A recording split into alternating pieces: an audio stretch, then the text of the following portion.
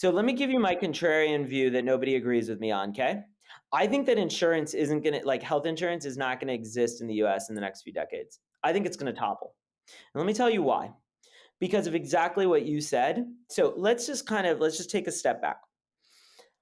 You have to ask why are we not talking about it? And we're not talking about it because the reason it's so successful at stealing money from all of us is because it's regulatory capture, right?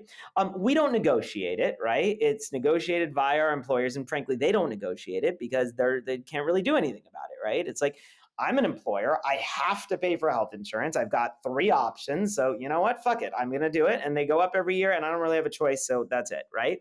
So at the end of the day, the employee can't negotiate it well, the employer can't negotiate it well, so we're all fucked. In fact, it's even worse. You ever been in an ambulance and gotten a bill like for like thousands of dollars? You ever take a step back and just think about like, you ever think about why? It's like kind of really fascinating, right? So just imagine if Uber ran ambulances. So it's like Uber X, $10, Uber Black, $35, Uber ambulance, $4,000. Like what was that delta? Where did the $3,900 come from, right? And it's like, okay, is an ambulance a $2 million vehicle? No, an ambulance is roughly the same cost as an SUV, right? Like, okay, but the paramedic inside is way more expensive than an SUV driver. No, not really. They're about the same. Well, is the consumables like are the meds and the cotton balls they gave you really expensive? No, it's about like, I don't know, 10, $20. So like, what the fuck? Where did all this money go? And you quickly realize it's just that like you couldn't negotiate it. And so all of a sudden you realize like all of this is just robbery, right? It's literally just robbery. And so what I iterate to is like there's no fundamental actual reason for it. There's no first principles reason.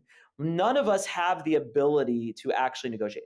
And we all know this. Like we all know, I got a medical bill. I just got totally like, taken and stolen from in essence.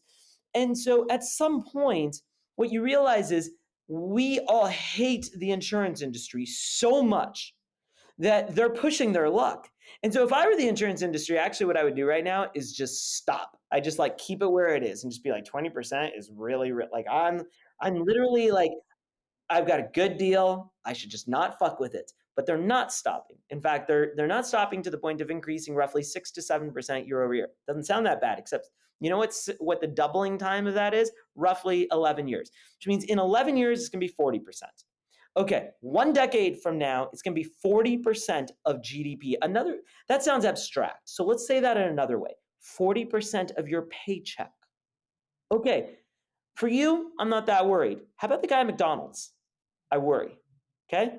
That's revolt time. That's riot time. You know what I mean? That's like this isn't okay. So I actually think what you're gonna find is you're gonna find a pretty material, like they're opening up their own attack vector, right? Like they're literally like I tell people like forwards marketing opportunity just gets better every year. All I have to do is just do the same exact, even if I just kept my product the same, more and more customers will come to me every year because it's like literally cheaper than using your deductible. It's insane, right? And so yeah, I actually think that what they're doing is incredibly stupid for themselves. And what you're going to find is that we start to push back as consumers much harder in the coming